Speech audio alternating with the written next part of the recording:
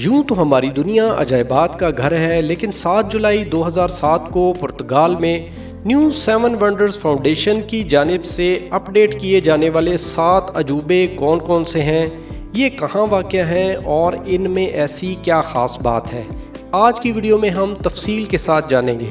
تو چلیے ویڈیو کا آغاز کرتے ہیں۔ تاج محل بھارتی ریاست اتر پردیش کے علاقے آگرہ میں موجود دریائے جمنا کے کنارے پر واقع یہ محل انسانی ہاتھوں سے بنا ایک عظیم شاہکار ہے، جو کہ اسلامک، پرشین اور ہندوستانی فن تعمیر کا دلکش نمونہ ہے، اور اسے محبت کی علامت سمجھا جاتا ہے کیونکہ اسے مغل بادشاہ شاہ جہاں نے اپنی تیسری اور پسندیدہ بیوی ممتاز محل کی یاد میں اس کی وفات کے بعد بنوایا۔ ممتاز محل کی وفات 1631 میں ہوئی اور اس سے اگلے ہی سال اس محل کی تعمیر 1632 میں شروع کر دی گئی، جو کہ 1653 تک جاری رہی، اور اس طرح اس محل کی تعمیر میں 22 سال کا عرصہ لگا۔ استاد احمد لاہوری کے زیر نگرانی 20,000 کاریگروں اور 1,000 ہاتھیوں نے اس کی تعمیر میں حصہ لیا، جس میں فارس، ترکی اور ہندوستان کے کاریگر، مجسمہ ساز اور خطاط شامل تھے۔ اس محل کی تعمیر میں ہاتھی دانت، سفید ماربل اور قیمتی پتھر استعمال کیے گئے۔ اس وقت اس محل کی تعمیر پر 3.25 کروڑ روپے کی لاگت آئی، اور آج کے دن اگر اسے بنوایا جائے تو $1 بلین کا خرچ آئے۔ اس کی تعمیر میں ماربل اور قیمتی پتھر مختلف علاقوں سے منگوائے گئے، جن میں سری لنکا، چائنا، تبت، راجستھان اور عرب کے علاقے شامل ہیں، اور ان پتھروں کی ٹرانسپورٹیشن کے لیے 1,000 کے قریب ہاتھیوں کو استعمال کیا گیا۔ اس محل میں ممتاز محل اور خود شاہ جہاں کا مقبرہ موجود ہے۔ کہا جاتا ہے کہ تاج محل کی تعمیر مکمل ہونے کے بعد بادشاہ نے اسے بنانے والے کاریگروں کو بھاری انعامات دے کر ان کے ہاتھ کٹوا دیے، تاکہ کسی اور کے لیے ایسی عظیم تعمیر نہ کر سکیں۔ اب ہم جانتے ہیں تاج محل کے بارے میں بہت دلچسپ معلومات۔ کیا آپ جانتے ہیں کہ تاج محل پورے دن میں 3 بار اپنے کلر چینج کرتا ہے؟ صبح کے وقت تاج محل آپ کو پنک یعنی گلابی کلر کا دکھائی دے گا۔ پورے دن میں اس کا کلر موتیے جیسا سفید اور رات کو چاند کی روشنی میں گولڈن کلر کا دکھائی دیتا ہے۔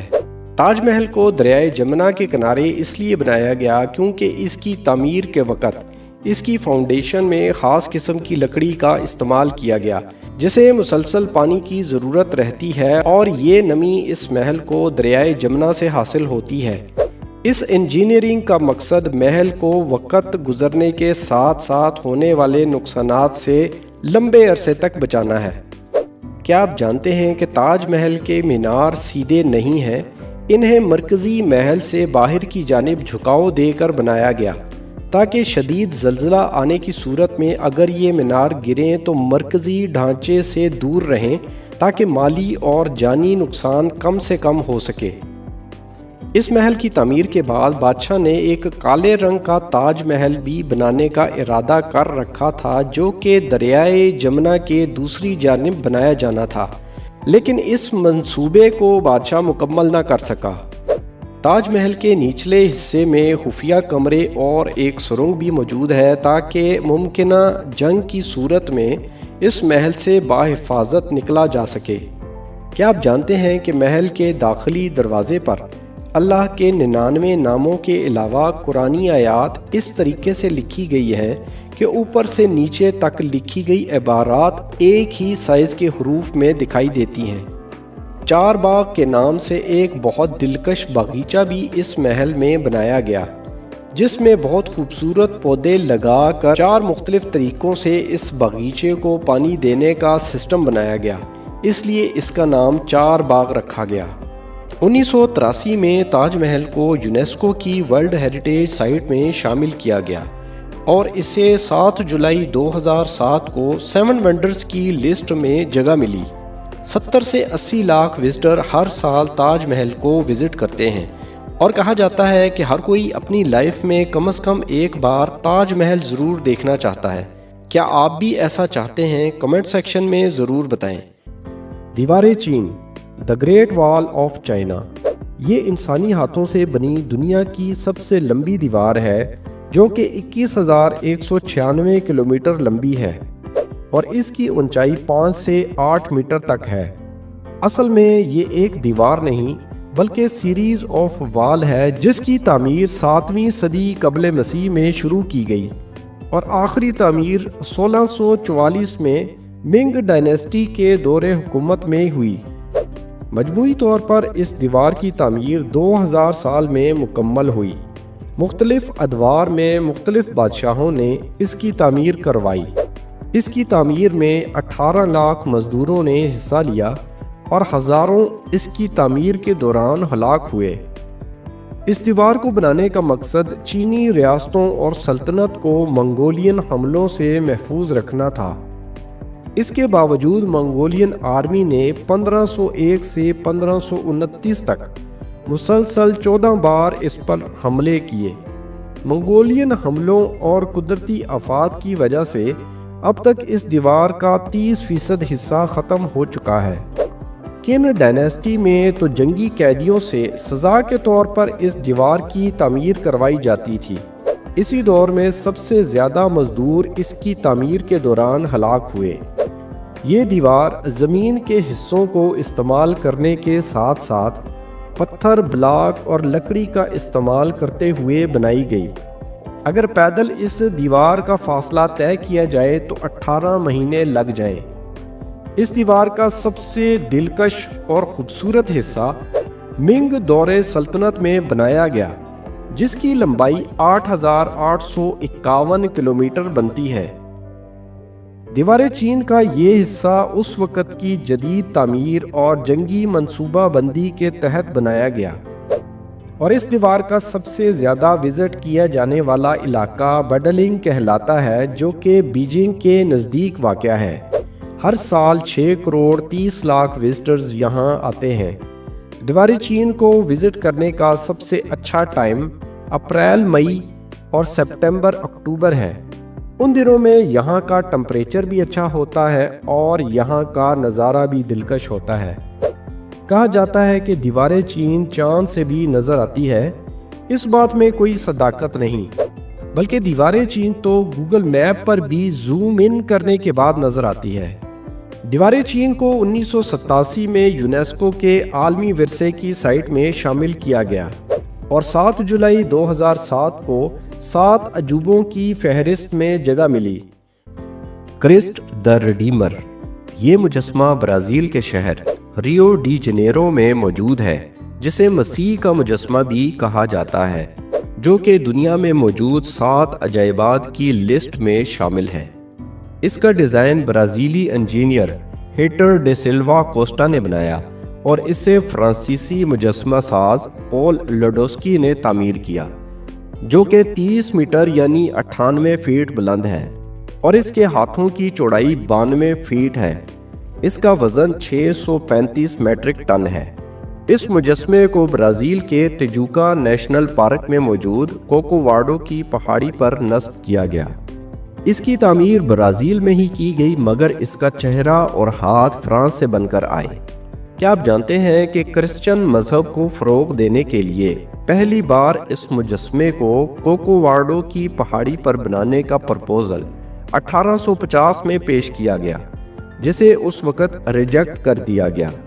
دوسری بار اس مجسمے کی تعمیر کا آئیڈیا 1920 میں پیش کیا گیا، جب ایک چرچ نے بتایا کہ برازیلی شہریوں میں کیتھولک مذہب کی مقبولیت کم ہوتی جا رہی ہے، اور اس بار اس مجسمے کو بنانے کی اجازت ملی اور ایک کمیٹی بنائی گئی جس کا کام اس مجسمے کو بنانے کے لیے ڈونیشن کو اکٹھا کرنا تھا۔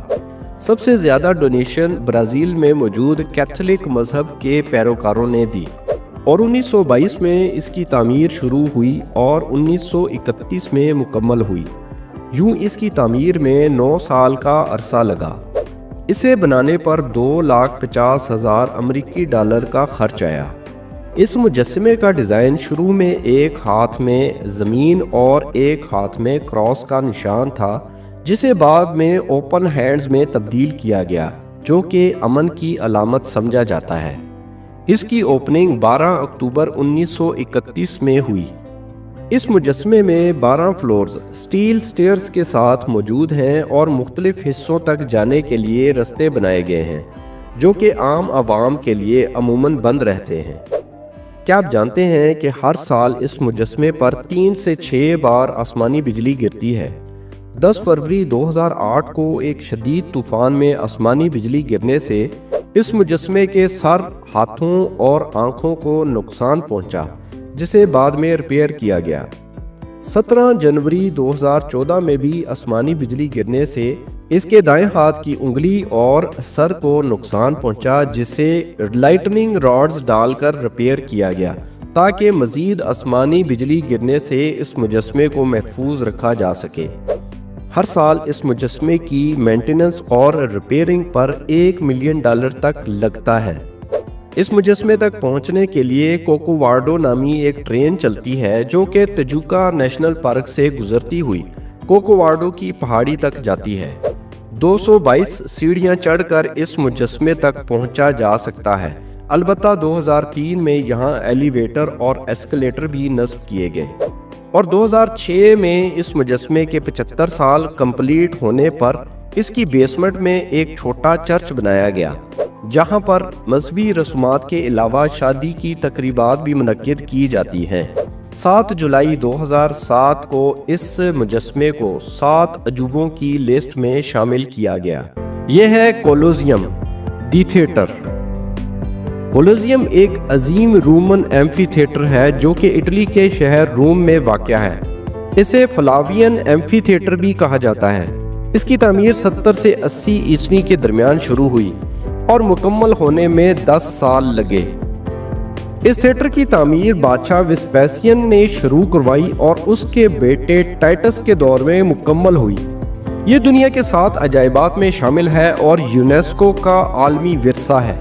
کولوسیم کی تعمیر میں پتھر، اینٹیں اور کنکریٹ استعمال ہوا۔ اس کا ڈیزائن اس قدر جدید تھا کہ آج بھی انجینئر اسے حیرت کی نگاہ سے دیکھتے ہیں۔ اس میں زیر زمین سرنگیں اور خفیہ راستے بھی موجود ہیں جنہیں وومیٹوریا کہا جاتا ہے۔ ان راستوں کے ذریعے ہزاروں لوگ چند منٹوں میں باہر نکل سکتے تھے۔ یہ نظام اتنا حیران کن اور جدید تھا کہ کئی یونیورسٹیز آج بھی اس کا مطالعہ کرواتی ہیں۔ کولوسیم قدیم انجینئرنگ کا باپ کہلاتا ہے۔ اس تھیٹر کو رومن بادشاہ نیرو کے محل کے قریب بنایا گیا۔ اس وقت اس کا نام فلاوین ایمفی تھیٹر تھا۔ اس کے پاس ہی کولوسس آف نیرو کے نام سے ایک دیو قامت مجسمہ تھا۔ وہ مجسمہ کنگ نیرو کا تھا جو کہ سورج دیوتا کی طرح بنایا گیا۔ اسی وجہ سے تھیٹر کو کولوسیم کہا جانے لگا، جو کہ بعد میں پوری دنیا میں مشہور ہو گیا۔ کولوسیم ایک تماشگاہ تھی جہاں موت کو تفریح بنایا جاتا۔ کچھ تماشے صرف موت دکھانے کے لیے ہوتے، جیسے مجرم کو شیر یا کسی اور خطرناک جانور کے آگے ڈال دیا جاتا۔ عوام اسے دیکھ کر چیختے، ہنستے اور تالیاں بجاتے۔ بعض اوقات جان بوجھ کر ہارنے والا گلیڈیٹر مرنے کی ایکٹنگ کرتا۔ یہ زندگی اور موت کا کھیل رومن کلچر کا حصہ بن گیا۔ اس تماشگاہ کے نیچے موت کی سرنگیں تھیں اور ان زیر زمین حصوں میں جانوروں اور مجرموں کو موت سے پہلے قید کیا جاتا۔ تنگ اور خوفناک اندھیری سرنگوں میں انتظار ہوتا کہ کب ان مجرموں اور جانوروں کو میدان میں لایا جائے۔ یہ سرنگیں اکثر خون سے تر، شور سے بھری اور خوفناک ہوا سے گونجتی تھیں۔ کچھ پلیسز آج بھی اتنی سنسان ہے کہ وہاں جانے کی اجازت نہیں۔ اسے زیر زمین جہنم بھی کہا جاتا ہے، جو کہ کولوسیم کا سب سے ڈراؤنا پہلو ہے۔ بعض غریب لوگ پیسے یا شہرت کی خاطر خود کو بطور گلیڈیٹر رجسٹر کرواتے۔ ان میں سے کئی کو علم ہوتا کہ وہ زندہ واپس نہیں آئیں گے، مگر وہ اپنے خاندان کے لیے دولت چھوڑنے کی خاطر اپنی جان قربان کرتے اور ان کی آخری خواہش میدان میں مر کر پوری ہوتی۔ کولوسیم ان لوگوں کی خودکشی جیسی قربانی کا گواہ ہے۔ جب کوئی گلیڈیٹر ہار جاتا تو بادشاہ کے اشارے پر اس کی زندگی کا فیصلہ ہوتا۔ اگر انگوٹھا نیچے کیا جاتا تو مطلب مار دو، اور اگر انگوٹھا اوپر کیا جاتا تو مطلب زندگی بخش دو۔ یہ لمحہ سب سے زیادہ خوفناک ہوتا اور پورا مجمع سانس روک لیتا، کیونکہ ایک اشارے پر کسی کی زندگی اور موت منحصر ہوتی۔ اسی تھیٹر میں پرانی جنگوں جیسا ماحول پیدا کر کے عوام کو لطف اندوز کیا جاتا، جس سے لوگوں کو ماضی کے واقعات سے بھی آگاہی ملتی۔ جیسے ایک بار کولوسیم میں مصنوعی سمندر بنایا گیا اور کولوسیم کو جزوی طور پر پانی سے بھر دیا گیا۔ اس پانی میں نقلی بحری جنگ نمائشیاں دکھائی گئی۔ چھوٹی کشتیوں پر جنگجو لڑتے تھے جیسے سمندر میں جنگ ہو رہی ہو۔ یہ دیکھنے کے لیے ہزاروں لوگ جمع ہوئے۔ یہ ایک نایاب منظر تھا جو کہ آج کل کے واٹر شوز سے بھی زیادہ حیران کن ہے۔ اس تھیٹر میں تماشا دیکھنے کا داخلہ اکثر مفت ہوتا۔ یہ رومن حکمرانوں کی طرف سے عوام کے لیے تفریح اور خوش کرنے کا ذریعہ تھا۔ بعض اوقات کھانے پینے کی اشیاء بھی مفت تقسیم کی جاتی۔ یہ سسٹم ایک سیاسی حربہ بھی تھا جسے بریڈ اینڈ سرکس کہا جاتا۔ عام تصور یہ ہے کہ گلیڈیٹر صرف غلام یا قیدی ہوتے تھے، لیکن ایسا ہمیشہ نہیں ہوتا۔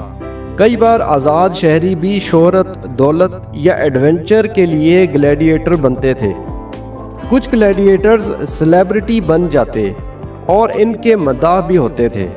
خواتین گلیڈیٹرز بھی موجود تھیں جو کہ بہت کم تعداد میں تھیں۔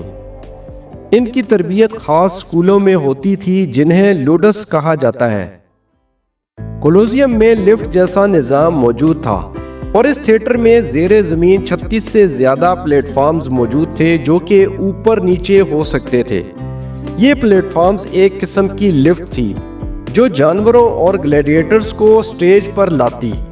یہ نظام انسانی طاقت سے چلایا جاتا تھا اور اسے چلانے کے لیے رسے اور چرخیوں کا استعمال کیا جاتا۔ یہ اس دور میں ایک حیران کن ٹیکنالوجی تھی اور آج بھی کچھ جگہوں پر ان پلیٹ فارمز کی باقیات موجود ہیں۔ کولوسیم میں ایک وقت میں 50,000 سے 80,000 افراد بیٹھ سکتے تھے۔ یہ اس وقت کی سب سے بڑی تماشگاہ تھی۔ تماشائیوں کے بیٹھنے کے لیے محسوس درجات بنائے گئے تھے جو ان کے سماجی رتبے کے مطابق ہوتے۔ داخلے کے لیے 80 دروازے تھے تاکہ رش کے باوجود لوگ آسانی سے داخل ہو سکیں اور باہر نکل سکیں۔ بادشاہ اور اعلیٰ افراد کے لیے خصوصی راستہ اور نشستیں موجود تھیں۔ اس تھیٹر میں 3,000 سے 5,000 جانور ایک دن میں مارے جاتے تھے۔ ان جانوروں کو لڑائی یا شکار کے دوران ہلاک کیا جاتا۔ بعض دفعہ انسان بمقابلہ جانور کے تماشے دکھائے جاتے۔ پورا میدان خون سے بھر جاتا جسے بعد میں دھویا جاتا۔ عوام ان مناظر کو تالیاں بجا کر انجوائے کرتے۔ یہ انتہائی خوفناک لیکن تفریحی تجربہ سمجھا جاتا۔ سزا یافتہ مجرموں کو جان بوجھ کر موت کے لیے شو میں پھینکا جاتا۔ کچھ کو جانوروں کے آگے زندہ پھینک دیا جاتا۔ ان جانوروں میں شیر، ہاتھی، ریچھ، چیتے اور مگرمچھ شامل ہوتے۔ ان تماشوں میں بعض دفعہ اداکاری کا عنصر بھی شامل ہوتا، جیسے کوئی رومن دیوتا سزا دے رہا ہو۔ موت کا منظر دکھانے کے لیے گلیڈیٹرز کو اکثر بنا ہتھیار کے میدان میں پھینک دیا جاتا۔ کولوسیم میں ذہنی جنگ بھی دکھائی جاتی۔ صرف تلوار یا جانوروں کی لڑائیاں نہیں ہوتی تھیں، بلکہ کبھی کبھار ذہانت کی جنگ یا ڈرامائی مظاہرے بھی دکھائے جاتے تھے۔ مجرموں کو شطرنج جیسے کھیلوں یا فیصلوں میں شامل کر کے سزا اور عقل کے درمیان امتحان لیا جاتا۔ اس سے عوام کو تفریح کے ساتھ سبق بھی ملتا تھا۔ اس تھیٹر کو رات کے وقت مشعلوں سے روشن کیا جاتا۔ جب رات کو شوز ہوتے تو پورا کولوسیم ہزاروں مشعلوں سے جگمگا اٹھتا۔ روشنی کا یہ منظر دور سے ایک جلتے ہوئے قلعے جیسا دکھائی دیتا۔ خوشبودار دھواں بھی چھوڑا جاتا تاکہ بدبو نہ ہو۔ دھوپ کے وقت اس تھیٹر کو سایہ فراہم کرنے کے لیے ایک بہت بڑا کپڑا نصب کیا گیا جسے ویلیریم کہا جاتا ہے، اور اسے 100 سے زیادہ ملاح کنٹرول کرتے تھے۔ یہ کپڑا دھوپ اور بارش سے بچانے کے لیے استعمال ہوتا تھا۔ یہ انجینئرنگ کا ایک شاہکار تھا جسے رومن دور کا موبائل چھت تصور کیا جاتا ہے۔ اس تھیٹر کو چلانے کا خرچ بہت زیادہ تھا۔ بعد کے دور میں حکومت کے لیے اس تماشگاہ کا انتظام چلانا مشکل ہو گیا اور بالآخر اس کو بند کرنا پڑا۔ جب یہ تھیٹر ٹوٹنا شروع ہوا تو روم عوام نے اس کے پتھر چرچ میں استعمال کیے۔ سینٹ پیٹرز کے ویٹیکن چرچ میں بھی کولوسیم کے پتھر لگے ہوئے ہیں۔ حکومت نے اسے کئی بار بچانے کی کوشش کی لیکن بہت دیر ہو چکی تھی۔ کچھ حصوں کو تو جان بوجھ کر گرایا گیا تاکہ دیگر عمارتیں بنائی جا سکیں۔ اس تھیٹر کو پتھروں کی دکان کہا جانے لگا اور موجودہ دور میں اسے بحال کر کے سیاحوں کے لیے کھول دیا گیا ہے۔ یہ آج بھی روم کے سب سے زیادہ دیکھے جانے والے تاریخی مقامات میں شامل ہے۔ اب کولوسیم ایک تاریخی مقام ہے جہاں امن اور برداشت کی علامت کے طور پر تقریبات ہوتی ہیں۔ اگر کسی ملک میں سزائے موت ختم کی جاتی ہے تو کولوسیم کو روشنیوں سے سجایا جاتا ہے۔ یہ علامتی اظہار زندگی کا جشن کہلاتا ہے۔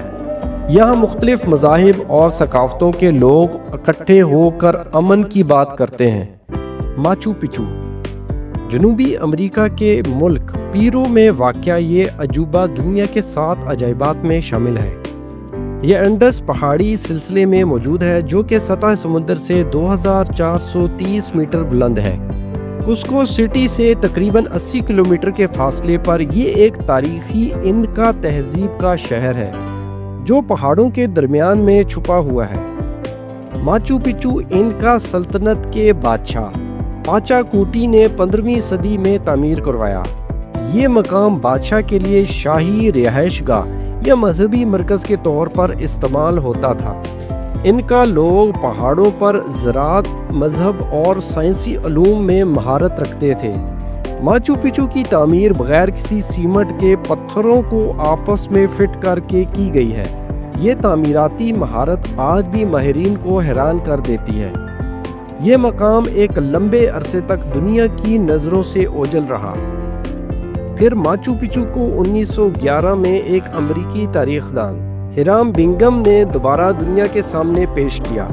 اگرچہ مقامی لوگ اس سے پہلے سے جانتے تھے لیکن عالمی سطح پر یہ جگہ پوشیدہ تھی۔ ہرام بنگم نے اسے کھویا ہوا شہر قرار دیا۔ دریافت کے بعد دنیا بھر کے سیاحوں کی دلچسپی اس کی طرف بڑھی۔ یہ جگہ پھر آہستہ آہستہ عالمی سیاحت کا مرکز بن گئی۔ یہ تقریباً 200 عمارتیں ہیں جن میں عبادت گاہیں، رہائش گاہیں اور زراعت کے لیے فیلڈز موجود ہیں۔ پہاڑ پر ہونے کے باوجود یہاں پانی کا بہترین نظام موجود ہے۔ ماچو پچو میں سورج کی روشنی سے فائدہ حاصل کرنے کے لیے خاص جگہیں بنائی گئیں۔ یہاں انٹیہواتانا نامی ایک پتھر موجود ہے جس کا مطلب ہے سورج کو باندھنے والا پتھر۔ یہ سورج کی حرکت کے مطابق سایہ دیتا اور سورج گھڑی کا کام دیتا، جس سے یہاں کے لوگ دن کے اوقات تقسیم کرتے۔ یہ پتھر انکا قوم کے فلکیات سے لگاؤ کا ثبوت ہے۔ ماچو پچو کے پتھروں کو بغیر سیمنٹ کے اس طرح جوڑا گیا ہے کہ زلزلہ آنے پر یہ عمارتیں ہلتی تو ہیں مگر گرتی نہیں۔ انکا لوگ جانتے تھے کہ یہ علاقہ زلزلہ خیز ہے، اس لیے انہوں نے زلزلے سے بچاؤ کی تکنیک اختیار کی۔ پتھر اس انداز میں کٹے ہیں کہ وہ ایک دوسرے میں لاک ہو جاتے ہیں۔ یہ راز اس جگہ کو مزید حیرت انگیز بنا دیتا ہے اور انکا تہذیب کے لوگوں کی تعمیراتی مہارت کا ثبوت دیتا ہے۔ کہا جاتا ہے کہ ماچو پچو میں انکا تہذیب کا ایک خزانہ چھپا ہوا تھا۔ جب ہسپانوی فاتحین پیرو آئے تو انکا لوگ اپنا خزانہ چھپا کر فرار ہو گئے۔ آج تک بہت سے ماہرین اور خفیہ خزانے کے شکاری اسے تلاش کرنے کی کوششیں کر چکے ہیں۔ کچھ کا ماننا ہے کہ خزانے کی موجودگی کے آثار ابھی تک ماچو پچو میں موجود ہیں۔ مقامی روایات کے مطابق ماچو پچو میں قدیم انکا لوگوں کی روحیں بھٹکتی ہیں۔ رات کے وقت یہاں عجیب و غریب آوازیں، قدموں کی چاپ اور پراسرار روشنیوں کی اطلاعات ملی ہیں۔ کچھ سیاحوں نے دعویٰ کیا ہے کہ انہوں نے سفید کپڑوں میں ملبوس ایک شخص کو کئی بار رات کی تاریکی میں یہاں چلتے دیکھا ہے۔ ماہرین کا کہنا ہے کہ یہ جگہ توانائی سے بھری ہے جو کہ انسانوں کو اپنی طرف متوجہ کرتی ہے۔ ماچو پچو کی تعمیر میں بڑے بڑے پتھر استعمال کیے گئے، لیکن انکا قوم نے پہیے کا استعمال نہیں کیا۔ انہوں نے ان پتھروں کو انسانی طاقت اور سادہ ٹولز سے پہاڑوں پر چڑھایا۔ یہ آج بھی ایک معمہ ہے کہ اتنے بھاری پتھر اتنی بلندی پر کیسے پہنچائے گئے۔ ماہرین کا خیال ہے کہ انہوں نے پتھروں کو لکڑی، رسی اور ڈھلانی راستوں کے ذریعے کھینچا اور بلندی تک پہنچایا۔ یہ ان کی طاقت اور حکمت عملی کا ثبوت ہے۔ انکا قوم کے لوگ زراعت، فلکیات اور طب میں ماہر تھے، جو کہ ایک حیرت انگیز بات ہے۔ انہوں نے ماچو پچو کی آس پاس کی پہاڑی زمین کو کاٹ کر سیڑھیاں بنائیں اور زمین کو قابل کاشت بنایا۔ پانی کے نظام میں بارش کا پانی ذخیرہ کرنے اور نکاسی کی ٹیکنالوجی شامل ہے۔ ان کے پاس دواؤں کی تیاری میں مفید پودوں کا مکمل علم موجود تھا، جو کہ آج بھی طب میں استعمال ہوتے ہیں۔ یہ سب اس دور کی غیر معمولی ترقی کی نشانیاں ہیں۔ ماچو پچو کی عمارتیں اور منظر دن بھر میں روشنی کے حساب سے اپنا رنگ بدلتے ہیں۔ صبح کے وقت یہ ہلکی سنہری روشنی میں چمکتے ہیں، دوپہر کو سبز پہاڑوں کے ساتھ میل کھاتے دکھائی دیتے ہیں اور شام کو سرخی مائل ہو جاتے ہیں۔ یہاں آپ کو آزاد گھومتے ہوئے لامس نامی جانور نظر آئیں گے، جو کہ دکھنے میں اونٹ کے رشتہ دار دکھائی دیتے ہیں۔ یہ جانور نہ صرف یہاں کی خوبصورتی بڑھاتے ہیں، بلکہ ان کا تہذیب میں مذہبی اہمیت بھی رکھتے ہیں۔ یہاں نایاب پرندے اور تتلیوں کی اقسام بھی پائی جاتی ہیں۔ ماچو پچو نہ صرف تاریخی بلکہ قدرتی جنگلی حیات کا گھر بھی ہے۔ بہت سے روحانی ماہرین کا ماننا ہے کہ ماچو پچو زمین کی توانائی کی لائن پر واقع ہے۔ یہاں مراقبہ کرنے والے افراد کو خاص سکون اور روحانی روشنی یا توانائی محسوس ہوتی ہے۔ کچھ لوگ اس جگہ کو پاور سینٹر بھی کہتے ہیں۔ تحقیقات سے پتہ چلا ہے کہ اس علاقے میں 3 مختلف انداز میں تعمیر کی گئی عمارتیں موجود ہیں۔ اس کا مطلب یہ ہے کہ یہاں مختلف طبقات یا ادوار میں کام ہوا۔ شاہی عمارتیں انتہائی باریک تراشے ہوئے پتھروں سے بنی ہیں، جبکہ عام عوام کے لیے عمارتیں نہایت سادہ انداز میں بنائی گئی ہیں۔ ماچو پچو بارش کے پانی کو قدرتی طور پر فلٹر کرنے کا ایک اعلیٰ نظام رکھتا تھا۔ یہ نظام اس قدر جدید تھا کہ بارش کا پانی قدرتی طور پر عمارتوں کو نقصان دیے بغیر فلٹر ہو جاتا۔ ماچو پچو کے ارد گرد سیڑھیاں پانی کے بہاؤ کو بھی قابو میں رکھتی تھی۔ بعض ماہرین اس علاقے کو شاہی قبرستان یا مذہبی مرکز بھی کہتے ہیں، لیکن حیرت کی بات یہ ہے کہ یہاں کسی شاہی قبر کا کوئی ثبوت نہیں ملا۔ جب ہسپانوی فاتحین نے پیرو پر قبضہ کیا تو انہوں نے انکا سلطنت کے زیادہ تر شہروں کو تباہ کر دیا، لیکن ماچو پچو کا مقام اتنا چھپا ہوا تھا کہ ہسپانوی اسے دریافت ہی نہ کر سکے۔ یہی وجہ ہے کہ اس کی عمارتیں آج تک تقریباً ویسی ہی دکھائی دیتی ہیں، جس کی وجہ سے یہ علاقہ تاریخی اعتبار سے بہت قیمتی بنتا ہے۔ ماچو پچو تک پہنچنے کے لیے پہاڑوں، گھنے جنگلات اور خطرناک راستوں سے گزر کر بلندی تک پہنچنا پڑتا ہے۔ کئی سیاح پیدل انکا ٹریل کے ذریعے 5 دن کا سفر کر کے یہاں تک پہنچتے ہیں، جو جسمانی اور ذہنی چیلنج ہوتا ہے۔ راستے میں تیز بارش، دھند اور جنگلی جانور بھی سامنے آ سکتے ہیں۔ یہ سفر خود ایک ایڈونچر سے کم نہیں۔ پیٹرا ایک قدیم شہر ہے جو کہ اردن کے جنوبی علاقے وادی موسیٰ کے قریب واقع ہے۔ یہ شہر تقریباً 2000 سال پہلے نبطی قوم نے تعمیر کیا تھا۔ پیٹرا کا مطلب ہے پتھر، اور واقعی یہ شہر مکمل طور پہ پتھروں سے تراشا گیا ہے۔ آج یہ دنیا کے 7 عجائبات میں شامل ہے اور یونیسکو کے عالمی ورثے کی فہرست میں بھی موجود ہے۔ پیٹرا کا آغاز 4 صدی قبل مسیح میں ہوا۔ یہاں نبطی لوگ رہتے تھے جو ایک تجارتی قوم تھی۔ پیٹرا ان کے لیے ایک مرکز تھا جہاں سے وہ خوشبوئیں، مسالے، سونا، چاندی اور دیگر سامان عرب، مصر، شام اور روم تک لے کے جاتے تھے۔ یہ قوم کسی بلند ٹیکنالوجی کے بغیر صرف ہاتھ کے اوزاروں سے پہاڑوں کو کاٹ کر محل، مقبرے اور مندر بناتی تھی۔ پیٹرا کی مشہور عمارت الخزنہ ہے، جسے انگلش میں ٹریئری یعنی خزانہ کہتے ہیں۔ یہ تقریباً 40 میٹر بلند ہے اور مکمل طور پہ ایک چٹان کو کاٹ کر بنائی گئی ہے۔ کہا جاتا ہے کہ یہاں خزانے چھپائے گئے تھے، اس لیے اسے خزانہ کہا جاتا ہے۔ کیا واقعی یہاں سونا، چاندی اور ہیرے جواہرات چھپے ہوئے ہیں؟ لوگوں کا ماننا ہے کہ یہاں کسی بادشاہ یا قبیلے نے خزانہ چھپایا ہوا تھا۔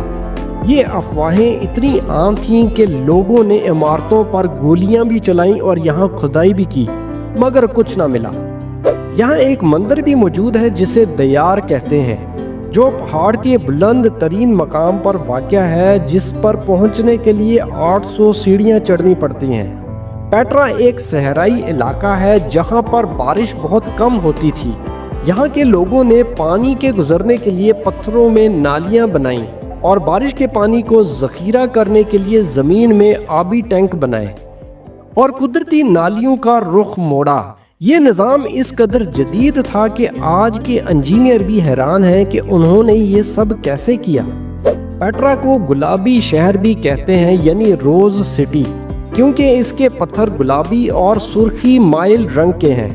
یہاں کی دیواروں پر کچھ خفیہ علامات اور پیغامات آج بھی موجود ہیں، جن کی مکمل تفہیم آج تک ممکن نہیں ہو سکی۔ پیٹرا کی عمارات کو اوپر سے نیچے کی طرف کاٹ کر تراشا گیا، جسے نیگیٹو آرکیٹیکچر کہا جاتا ہے۔ تحقیق سے پتہ چلا ہے کہ پیٹرا کی بہت سی عمارتیں سورج کے طلوع اور غروب اور دیگر ستاروں کی حرکات کے مطابق بنائی گئی تھیں۔ یعنی یہ صرف تعمیراتی عجوبہ نہیں بلکہ ایک فلکیاتی کیلنڈر بھی ہے۔ پیٹرا میں تقریباً 900 سے زائد مقبرے موجود ہیں، جن میں کچھ سادہ اور کچھ انتہائی عالیشان ہیں، جنہیں رائل ٹومبز کہا جاتا ہے۔ لیکن آج تک یہ واضح نہیں ہوا کہ ان میں کون دفن ہے۔ پیٹرا میں ایک بڑا تھیٹر بھی موجود ہے جو تقریباً 8000 افراد کے بیٹھنے کی گنجائش رکھتا ہے۔ یہ اس وقت کے معاشرے میں فنون لطیفہ کی اہمیت کو ظاہر کرتا ہے۔ پیٹرا کو دنیا تقریباً 1000 سال تک بھول چکی تھی، کیونکہ یہ جگہ مکمل طور پر ریت میں چھپ گئی۔ 1800 کی دہائی میں ایک یورپی سیاح جان برکھارڈ نے پیٹرا کو دوبارہ دریافت کیا۔ تب دنیا کو پتہ چلا کہ ریت کے نیچے ایک عجوبہ چھپا ہوا ہے، اور یہ دریافت انسانی تاریخ کی ایک بڑی دریافت بن گئی۔ پیٹرا کی چٹانوں کا رنگ دن میں مختلف اوقات میں بدلتا ہے۔ صبح میں نارنجی لگتا ہے، دوپہر میں سرخی مائل اور شام میں گلابی اور ارغوانی۔ کچھ روایات کے مطابق قدیم لوگ پیٹرا کو جادوئی کہتے تھے، کیونکہ ایسی عمارتیں اس وقت بغیر مشینوں سے بنانا ناممکن تھا۔ کیا آپ جانتے ہیں کہ پیٹرا کو کئی مشہور فلموں میں بھی دکھایا گیا ہے، جیسا کہ Indiana Jones and the Last Crusade. اس فلم کے کئی مناظر پیٹرا میں فلمائے گئے۔ پیٹرا کا زوال تب شروع ہوا جب رومی سلطنت نے اس پر قبضہ کیا۔ پھر 363 عیسوی میں ایک زلزلے نے اس شہر کو بری طرح نقصان پہنچایا۔ رفتہ رفتہ تجارتی راستے بدل گئے اور پیٹرا بھلا دیا گیا، یہاں تک کہ یہ شہر مکمل طور پر دنیا سے غائب ہو گیا۔ اگر آپ پیٹرا کا وزٹ کرنا چاہتے ہیں تو آپ کو اردن یعنی جارڈن جانا پڑے گا۔ دارالحکومت عمان سے تقریباً 240 کلومیٹر جنوب میں وادی موسیٰ موجود ہے۔ وادی موسیٰ کا مطلب ہے حضرت موسیٰ کی وادی۔ یہ شہر پیٹرا کے سیاحتی مقام کے بالکل پاس موجود ہے اور سیاح یہاں ٹہرتے ہیں تاکہ پیٹرا کے آثار قدیمہ کا دورہ کر سکیں۔ اردن کے دارالحکومت عمان سے گاڑی یا بس کے ذریعے تقریباً 3 سے 4 گھنٹے میں وادی موسیٰ پہنچا جا سکتا ہے۔ وہاں سے پیٹرا کے آثار قدیمہ کا علاقہ شروع ہو جاتا ہے۔ ہوٹلز، ریسٹورنٹ، گائیڈرز اور ٹرانسپورٹ کی سہولت آسانی سے مل جاتی ہے۔ پیٹرا آنے والے تمام سیاح وادی موسیٰ میں قیام کرتے ہیں۔ وادی موسیٰ کے بارے میں آپ کو بتاتے چلیں کہ کہا جاتا ہے یہ وہی علاقہ ہے جہاں حضرت موسیٰ نے بنی اسرائیل کو پانی پلانے کے لیے اپنا عصا پتھر پر مارا اور وہاں سے پانی کا چشمہ پھوٹ نکلا۔ آج بھی یہاں ایک مقام کو عین موسیٰ یعنی چشمہ موسیٰ کہا جاتا ہے۔ ہم بات کر رہے ہیں چیچن اٹزا کی۔ میکسیکو کے جنگلوں میں واقع مایا تہذیب کا یہ شاندار اور پراسرار شہر چیچن اٹزا دنیا کے 7 عجائبات میں شامل ہے۔ یہ شہر 600 عیسوی کے آس پاس آباد ہوا اور صدیوں تک مایا تہذیب کا اہم مرکز رہا۔ چیچن اٹزا میکسیکو کے علاقے یوکاٹن میں واقع ہے۔ یہ شہر تقریباً 600 عیسوی میں آباد ہوا اور کئی صدیوں تک علم، مذہب اور تجارت کا مرکز رہا۔ مایا تہذیب جو کہ لاطینی امریکہ کی قدیم ترین تہذیبوں میں شامل ہے، اسی شہر سے دنیا کو حیران کرتی ہے۔ ایل کاسٹیلو چیچن اٹزا کی سب سے مشہور عمارت ایل کاسٹیلو ہے۔ یہ 24 میٹر اونچا ہرم ہے جو کہ مایا لوگوں کے فلکیاتی علم کی زندہ مثال ہے۔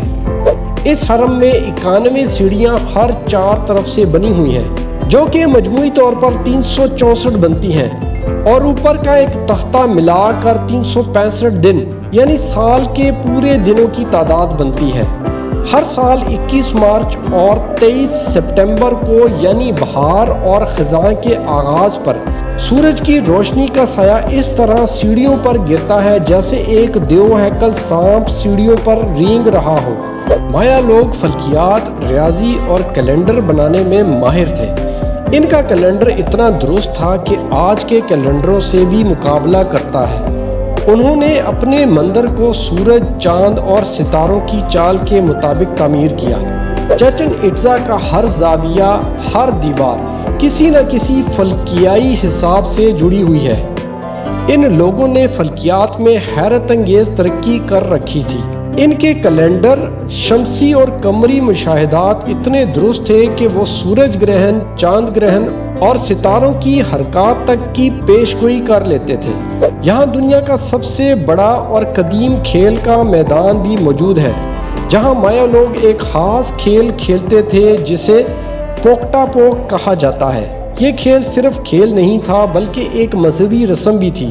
کہا جاتا ہے کہ کبھی کبھی جیتنے والا ہارنے والے کو قربانی کے لیے منتخب کرتا تھا۔ تاریخ دانوں اور آثار قدیمہ کے ماہرین نے چیچن اٹزا کے تہہ خانوں سے انسانی باقیات، زیورات، ہڈیاں اور برتن دریافت کیے ہیں، جو اس بات کا ثبوت ہے کہ قربانی یہاں ایک روحانی رسم تھی۔ جب آپ ایل کاسٹیلو کے سامنے تالی بجاتے ہیں تو اس کی گونج میں ایک خاص پرندے کویٹزل کی آواز سنائی دیتی ہے۔ یہ حرم کی خصوصی بناوٹ کی وجہ سے ہوتا ہے۔ یقیناً چیچن اٹزا مایا تہذیب کا ایک حیرت انگیز اور پراسرار مقام ہے جس کے بارے میں کئی دلچسپ اور حیرت انگیز باتیں ہمیں تاریخ سے ملتی ہیں۔ آئیے جانتے ہیں۔ سال میں صرف 2 بار حرم پر سانپ کے جیسا سایہ منڈلاتا تھا، 21 مارچ اور 23 سپٹمبر کو۔ مایا لوگ یہ سمجھتے تھے کہ یہ خدا اور ان کے دیوتاؤں کی آمد کا اشارہ ہے، اور وہ ان دنوں میں خاص قربانیاں دیتے تھے تاکہ دیوتا خوش ہوں۔ قربانی صرف انسانوں کی نہیں، زیورات، بچے، حتیٰ کہ خون بھی پیش کیا جاتا تھا۔ مقدس کنویں میں صرف انسانی لاشیں ہی نہیں بلکہ خون میں بھیگی اشیاء، قیمتی پتھر، سونے کے زیورات اور نایاب برتن بھی پھینکے جاتے تھے۔ قربانی کی رسم میں زندہ انسان کا دل نکال کر دیوتاؤں کے سامنے رکھا جاتا تھا، کیونکہ وہ سمجھتے تھے کہ دل میں زندگی کی روشنی موجود ہوتی ہے۔ مایا تہذیب کا مذہبی نظریہ یہ تھا کہ کائنات کے 3 حصے ہیں: آسمانی دنیا، زمینی دنیا اور زیر زمینی دنیا۔ ان کے عقائد کے مطابق چیچن اٹزا وہ مقام تھا جہاں آسمانی دیوتا زمین پر اترتے اور یہاں سے زمین کے نیچے جہنم یا زیر زمین دنیا تک رسائی ممکن ہوتی۔ چیچن اٹزا کے مختلف ڈھانچے اس طرح بنائے گئے ہیں کہ اگر آپ ان کے درمیان بات کریں تو آواز محسوس زاویے سے سنائی دیتی ہے، جیسا کہ قدیم زمانے کا کوئی ساؤنڈ سسٹم ہو۔ مایا تہذیب میں پجاری مخصوص قسم کا منتر پڑھتے تھے اور بند کمروں میں بیٹھ کر دیوتاؤں یا مردہ روحوں سے گفتگو کا دعویٰ کرتے۔ کچھ جگہوں پر آج بھی محسوس چیمبر موجود ہیں۔ 12ویں صدی کے بعد آہستہ آہستہ یہ شہر ویران ہونے لگا۔ وجوہات میں خانہ جنگی، قحط سالی اور قدرتی آفات شامل ہیں۔ صدیوں تک جنگل نے اسے چھپا لیا، لیکن 19ویں صدی میں آثار قدیمہ کے ماہرین نے اسے دوبارہ دریافت کیا۔ آج چیچن اٹزا دنیا بھر سے آنے والے سیاحوں کی توجہ کا مرکز ہے۔ یہ نہ صرف ایک سیاحتی مقام ہے بلکہ انسانی عقل، عقیدے اور فن کا زندہ ثبوت ہے۔ یہ مقام ہمیں سکھاتا ہے کہ ہزاروں سال پہلے بھی لوگ حیرت انگیز علم رکھتے تھے اور آسمان کو سمجھتے تھے، دنیا کو ناپنے اور اپنے عقائد کو فن سے جوڑنے میں ماہر تھے۔ اگر آج کی ویڈیو آپ کو اچھی لگی ہے تو ویڈیو کو لائک کر دیں۔ اگر آپ چینل پر نئے ہیں تو ڈسکوری پین چینل کو سبسکرائب کر لیں۔